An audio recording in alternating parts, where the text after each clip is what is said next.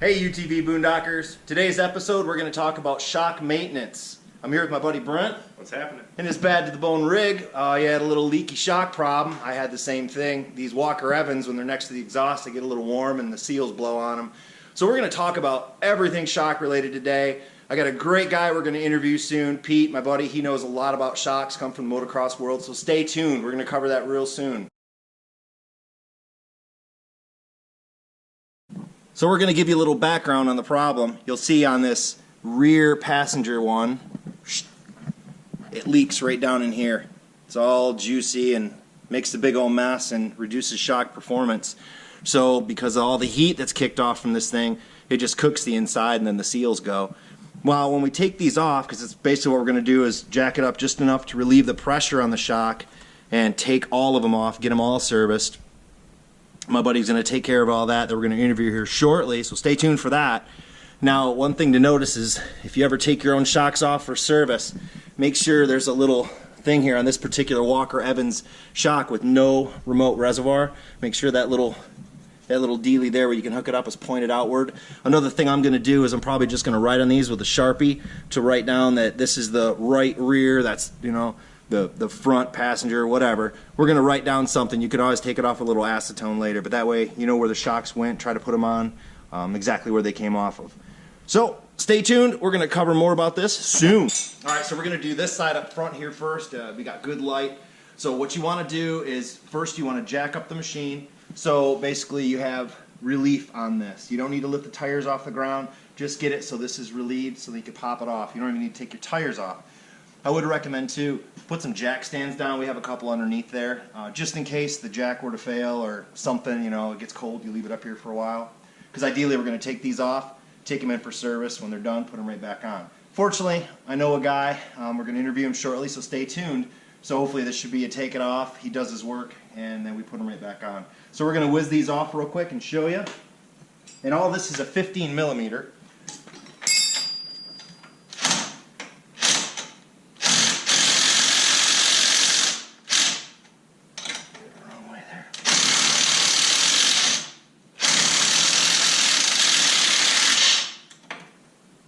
That one off.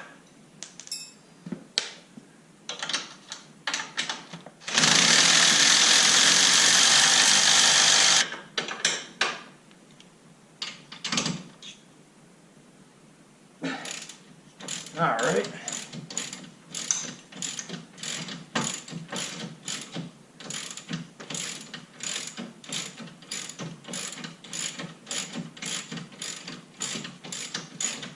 I wish my impact fit up here.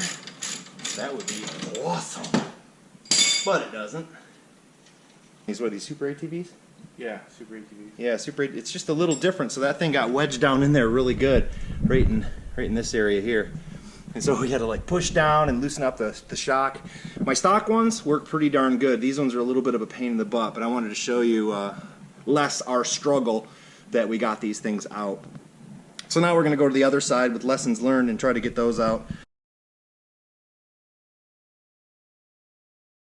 Hey everybody, we're back. We got those god-awful shocks off. That was a hoot and a half. But I'm here with my buddy Pete. And Pete and I have raced motocross before, and today we're going to talk a little bit about shocks. We're going to answer a bunch of questions. I pulled some folks out there in different groups to gather these list of questions, and Pete's going to help answer all these things. All right, Pete, want to tell us a little bit about yourself? Well, I'm Pete Bengal. I've been racing ATVs for, I don't know, forever.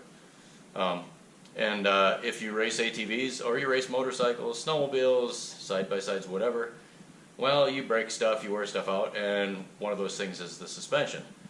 And, you know, over the years as things went on, I kind of just got really sick and tired of paying somebody else to do my suspension. It was kind of expensive. You know, when you grow up racing, you don't have a lot of extra money to spend. And the waiting period was always a problem. And so eventually I just kind of started doing it for myself. All right. And, well, here we are today.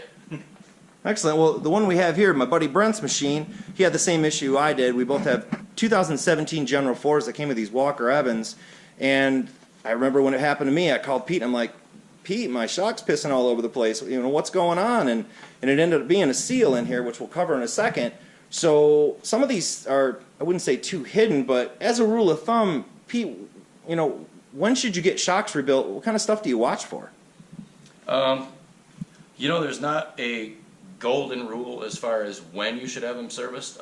Well, as you know, that you didn't really know you had a problem until yours started leaking. And what happens, especially on some of these Generals, and the Razors have this problem too right away, is that the shock that's closest to your exhaust heat, it tends to really cook your seal in there. It gets hot, it gets brittle, and then they start leaking. So obviously leaking is you know, a prime sign that things need to be dealt with. Otherwise, sometimes it's hard to tell because shocks deteriorate slowly to the point where you might not even notice it. So you really just kind of have to start thinking about, all right, I've got a lot of miles on these. Maybe it's time to be done for preventative reasons, or maybe you can tell it's starting to get soft, it's starting to get rolly, your suspension's starting to rebound too fast, and it's starting to kick. There's a lot of indicators, and there's no real, you know, silver bullet as far as what you're going to see, you know, in your own personal case, but there's just a lot of things to look for. All right, I noticed you have some really cool stuff here, and if we wanted to get an idea of what's going on inside this shock, you have some jars here, so what do we got going on over here? All right, well, this isn't Flint water. This is just standard used shock oil, and it's all full of acid and sludge, and it's watery, and it holds air bubbles really badly just from being broke down from normal use. And here we have new shock oil. That's pretty. You know, you can see it's nice and consistent, and doesn't emulsify, ejects the air bubbles real nice like, and it's nice and clean and ready to do its job, which is to dampen energy and lubricate. All right, so I mean, like, let's say my shock looks funky like that. Am I going to notice any performance differences? Absolutely, but like I said, it goes bad slowly in a lot of cases, so you might not have even noticed too much of a performance loss over the years. But one thing's for sure, generally when I service shocks for somebody that are like that, they notice the improvement when they're serviced, that's for sure. Awesome. Well, okay, so some of us out there may never want to ask this question, and it sounds like it'd be pretty simple, but how do shocks really work? I mean, what's going on inside of this thing? Well, a shock is a hydraulic energy attenuator. It's a damper, and in a nutshell, what it does is it takes kinetic energy and absorbs it, turns it into heat energy. When you hit a bump, oil flows through these valves, which is a restriction to that oil flow. So that's absorbing that motion energy, the kinetic energy, and keeps your shock from banging to either full compression or extension, and basically keeps your back from being, you know, the thing that absorbs that energy from bumps. Okay. So the fluid inside of this chamber, this is pushing it up into in another chamber? No, it's really this is your standard valve right here. You've got your compression stack on one side, rebound on the other. As that flows through your shock body, that oil is going to flow through these valves. You see we've got open on that side, that's your compression port, and past your compression valving. So that causes a restriction and it dampens that motion. Slows it down. Right. Huh. As it extends, it does the same thing in reverse, goes through your rebound passage and past your rebound valve. And that's what dampens your energy on reverse. This is also a rebound adjustable shock, which means that you can see there's a hollow shaft, and you have this handy dandy hole over there. So what that oil does is on a rebound circuit, it can bypass the valve stack, go through the shaft, past the adjuster, and then back to the other side without going through the valve stack itself, which gives you tunability on your rebound speed. Nice. That's super cool then. Okay, so when this thing compresses, it's going to squish the fluid down this way. So when it comes back out and shoves out quickly, what's kind of helping that along? Is there something else above this other than the fluid? Well, above it you've got your extra fluid in the shock body, and generally in most shocks that you're going to see that are rebuildable that you can take apart, you're going to have either a floating piston, which is sealed by an O-ring, and your nitrogen charge on the other side. Your nitrogen charge is what holds a constant pressure on the fluid and keeps it from aerating, because on extension, if there's any air in that shock, that air will basically implode, and that's what's going to cause a lot of aeration. It's going to cause a lot of oil foaming, and it also starts eating away at parts inside your shock. All right, that's actually super cool. Now, these Walker Evans, they're not adjustable. They shock things and they deal with all that. So if you have rebound adjustment and compression, like what does that help with? I mean, because I know if I had a later model of the General, I know it comes with the Fox shocks, and everybody loves Fox shocks, and they're all adjustable and stuff. But what does that really get me, and what am I going to use that for if I'm just out riding trails? Like, what's a good use case for that, and what can I do to fix it? Broke. Well, rebound and compression adjustments are just a good way to fine-tune your ride. They are not a substitute for valving, because your valving can't be changed. And the long story short is, I mean, we'll take, for example, if this wasn't rebound adjustable, every bit of oil that is displaced by the movement of this piston and this shaft has to go through the valve. Now, on rebound adjustment, you're allowing a certain amount of it to go past it.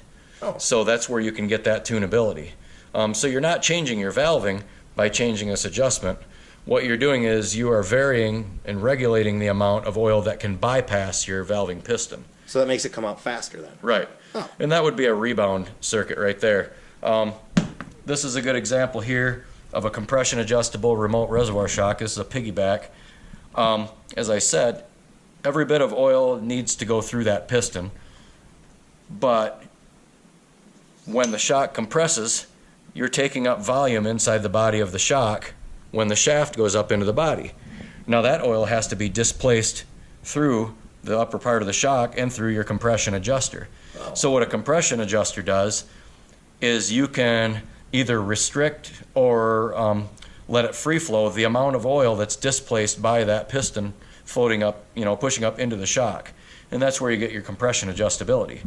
Inside the reservoir is this particular model is a bladder type shock, but that bladder separates the gas charge from the oil, and as it compresses, that bladder will crush, allowing that volume displaced by the shaft to be taken up. So that's how you regulate your fluid flow with compression adjust. On most shocks anyway, is you're regulating the resistance of the oil that's displaced by the piston or the shock body. So when you get these remote reservoirs, then, Shock shaft, I should say. does this basically give you, I mean, if I look and say, all right, these shocks have a remote reservoir and all the adjustability, is that just going to give me better shock performance overall? Like, what does this particular piece buy me that can't be done inside? Well, the big thing about either piggybacks or remote reservoir shocks is there's not a lot of oil in here. What you're doing is you're taking the area for your nitrogen charge and removing it from the shock itself. So now you don't have to have a certain portion of your shock taken up by gas pressure or gas volume. It's now oil, so you're increasing your oil volume quite a bit. You're also taking that oil that's displaced by the shock shaft on compression and moving it outside of the body where it can dissipate heat a little bit better. So when you talk about a remote reservoir shock or a piggyback reservoir shock, you're getting more oil, you're also cooling it better, plus you're getting the benefit of being able to put a compression adjuster on the shock so you can fine-tune your compression. Yeah, and a lot of people don't know that. Like, after you ride a bunch of whoops on a trail or something, if you go ahead and grab your shock, you're going to be shocked. Yeah, Because you're probably burn your probably hand. going to get burnt. You're probably not They gonna like are that. hot. I mean, you're talking, I've never really shot temperature on one, but you got to be talking getting close to 1,000 degrees sometimes. Yeah, you're not going to want to hang on to it. No, not at all. That'll hurt. So what inside of here, I think this one you had some issues in there. You wanted to share what the problems that thing had when compressing? Yeah, you talked about how to tell when your shocks need to be serviced before, and this is a good one. I don't know if we can hear this really well or not, but this shock is in bad need of service, and if we can hear this,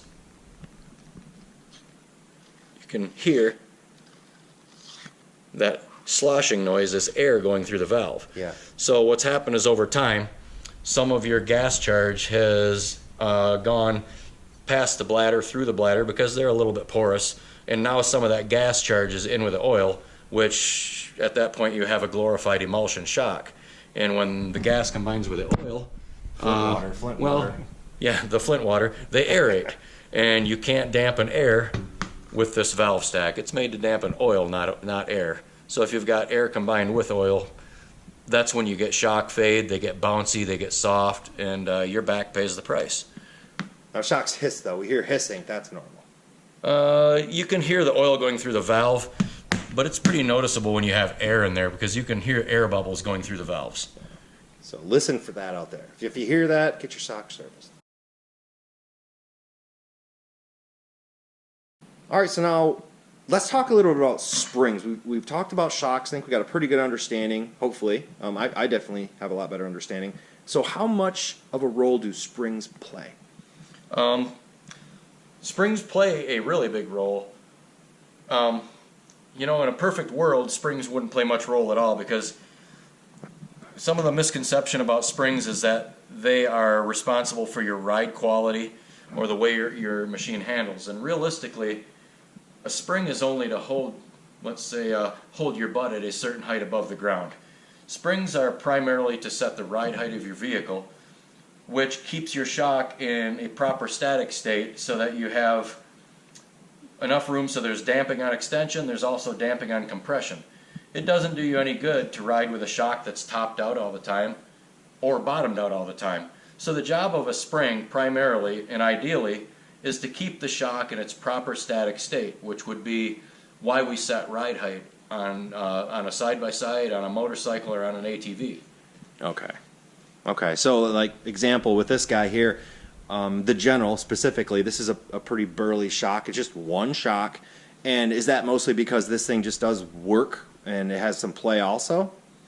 Yeah, you know, they set these things up from the factory for their intended purpose. And, you know, if you can picture a target this big, they want to hit it right in the middle. So the most of the people, the average person, I guess, that's going to buy that thing, that's kind of what they spring it for. A General being a machine that, you know, they still want it to be able to work. You see a simpler setup a lot of times with one spring.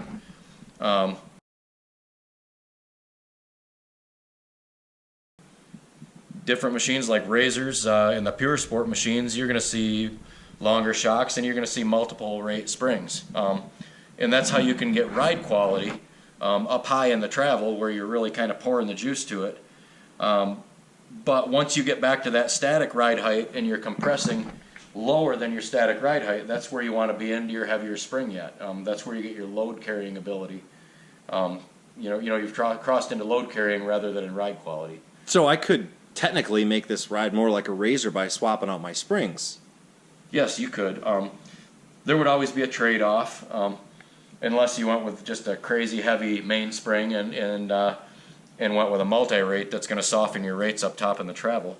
Oh, so there's a trade-off. You couldn't haul like an elk out of the woods or a whole bunch of stuff in the back without the rear end sagging down to the ground, kind of. Yeah, it would be tough to have a machine that's going to have really good ride quality, yeah, and have a huge load carrying. Now you could adjust for that. That's why we have threaded adjusters on. You could always crank more preload into it. But again, anytime you put more tension on that spring, you're going to decrease your ride quality. Which it's a good point too. I mean, for those that have these right here, these spanner nuts, if you haven't tightened one of these down yet with that spanner wrench that comes in your glove box, wear gloves, just so you know, because that'll hurt. I just want to share that little bit. But you did mention about the multi-rate shocks or springs, excuse me. So that's different springs with different squishiness, right? Right, basically, spring rate squishiness. That's a good term for it. Squishiness, we can use that. Everybody knows what squishiness is. Right. Cool. Okay. Well, speaking of squishiness, there's been a lot of chat about folks using different companies to get springs, and people talk about a tender spring. Let's focus on tender springs and crush myths. What's a tender spring? There's a lot of misconception about what a tender spring is, and the term kind of gets overused. People tend to mention tender springs when you have a multi-rate shock. Say you've got a shock with your long mainspring and the two shorter springs.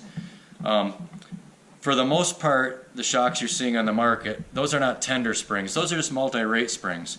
A true tender spring is a very thin, light spring that basically is made to take up a gap anytime your shock extends farther than what your spring can extend. So you can squish it with your hands, probably. Right. Basically, you can squish it with your hands, or as soon as you put, if you took your side-by-side off the stand and set it on the wheels, that spring would pretty much collapse on itself. That is what a tender spring is. Well, wait, though. That begs the question. If it's squished down, then what purpose does it have, and where does it come into play and shine? The purpose being how this would be a good example. That spring is so long, but we want a shock that has more travel than that. So if that shock, or that spring, excuse me, can't extend as far as the shock extends, well, this is what we get right here. Oh yeah, and if I send And if it, that happens, it's gonna flop. well, this handy dandy collar can come flying out of there and end up beside the trail. Yeah. And then your spring basically comes off of the shock, except for it's held on by your A-arm. That's gonna pull. Yeah, that can cause some issues.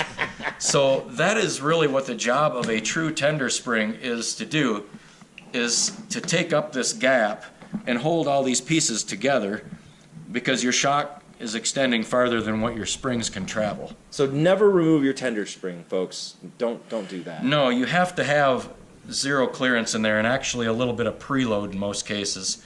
You don't want to have a gap in your springs. I know sometimes if you're oversprung and you want your ride height lower, people tend to back the springs off. But anytime you have a gap like this, well, you're going to break something. Bad. Very, very bad. Yeah, breaking stuff is bad. Speaking of breaking stuff, I've seen people that flip their shock upside down. What's up with that? Sometimes they do it just for clearance to make things fit better, or they're kind of retrofitting a different shock onto a machine. And for the most part, if we're talking about a rebuildable shock like these Walker Evans, that's fine, because inside this shock is a floating piston that separates the gas volume from the oil volume. So it doesn't matter whether this shock is mounted that way or that way, because your oil is separated from your nitrogen charge. Okay. Now imagine that didn't have that piston in there, and if this was just called an emulsion shock, there is no separation. Your air bubble of nitrogen has to stay at the top, because then it's isolated from your valving piston, which is, you know, riding down in this area. Okay. You can imagine if we flip that, and that air bubble, nitrogen bubble, comes to the top of the shock, now your valve is constantly in air, and that's where we get that emulsification, air bubbles, and you lose all your damping, and you pretty much just have a great big pogo stick. So for the most part, shocks can be mounted right side up, upside down, horizontally, whatever. You just have to make sure that you don't have an air bubble in your piston, which won't happen on any shock that's basically a high pressure gas rebuildable shock that's got separation through either a piston or a bladder. Okay.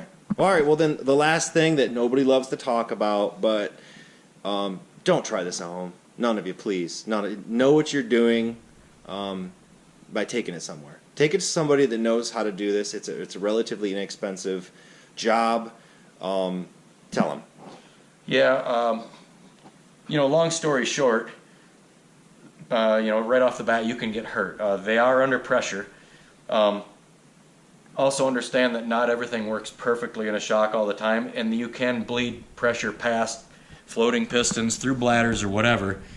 So even if you are letting the gas pressure off, you think, if there's still gas pressure on the opposite side of that piston, there is pressure on that shock. And if you don't know what you're doing when you take it apart, you can hurt yourself. There's not a shock guy in the world who can't show you an oil stain on the ceiling or a broken fluorescent light, because somehow or another we have to get this stuff apart to service your shocks. And it doesn't always go as planned, and things can come flying out of there. It can be dangerous to you when you're servicing your shocks if things go wrong. And another thing you got to consider is there's a lot of science to shocks. There's a lot of hydraulic science to it, and if you don't understand that and you don't get things right, first of all, your machine's not going to handle right. If your shocks are out there banging on the trail because they're not damping properly, you can wreck stuff on your machine. Right. You cost yourself more money than you would have just spent to pay somebody that does it. And I guess also, you know, on top of that, if your machine doesn't handle right and, well, you roll it over or you lose control and you hurt somebody else. So really, I mean, the question is, okay, can I do my own shocks? Well, sure, you can do a lot of things. It comes down to a should I. If you don't have the training and the tools, the average person should not do it. There are just so many reasons why not to save a couple of bucks, and you could really just end up costing yourself those bucks right back, or even more, or hurting yourself or somebody else. Oh, thanks, Pete. That's a really good point. point. So there, everybody, make sure you're safe. Don't do this. Take it to the professionals. I mean, you don't want that on you. That's nasty stuff, right? It smells horrible. I bet it does. And there's not a shampoo in the world that takes that out of your hair, in case you're wondering. I bet not. That's that's so nasty. All right, everybody. Well, hey, thanks for watching. Please like and subscribe. I hope this was really helpful for you. So until next time, take care of yourself. Bye-bye.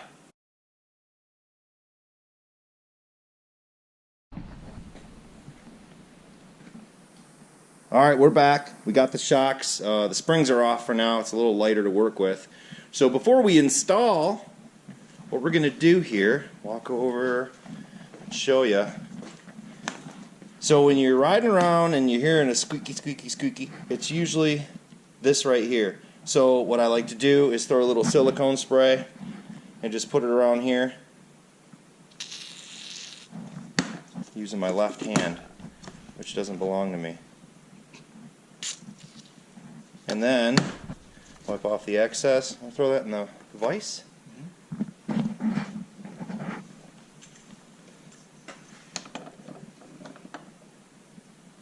Just a little bit higher. Perfect. And then what we like to do is just kind of move it back and forth and make sure this moves nice and free. Once you get that done, then you should be good to go. And then you can go ahead and put your spring on, or you can do this with the spring on it. It's just a little more heavy. So that's one thing I wanted to show you. And the next thing we're going to do here is we're going to throw them back on and first drive it around, because you got to let everything settle for a minute. So roll it around the driveway or whatever and get the suspension working a little bit, and then bring it back in, and then we're going to adjust the ride height. So we'll be right back with that. Alright, so once you get her in, you drove it around a little bit, let everything settle. Then your next step is adjusting ride height. So as a reference point, you want to do something to the frame, but just for giggles to show something here. Alright, what we're going to do, you can stick the measuring tape up there. Granted, this isn't a good reference point. Something underneath the frame would be good. And then you want to figure out what your ride height is and go to the other side and measure. So find a good reference point. To do that, something like maybe part of this frame here you can do. There's lots of places online you look for it, but the important thing is make sure that your shocks, this measurement right here, is the same on both sides. So you know, you can use calipers, you can use a measuring tape and just get it generally to where it is. Get them as close as you can. And you're going to want to repeat this for both sides. Just use your spanner wrench, tighten it down, righty-tighty deal. And then you want to do the same for the rear. And make sure the front and the rear have about the same height. It's all preference too. It's what you like. Once you're done with that though, this job is done. So I hope this was really helpful for everybody. Thanks again. Please like and subscribe if it was of value to you. Thanks.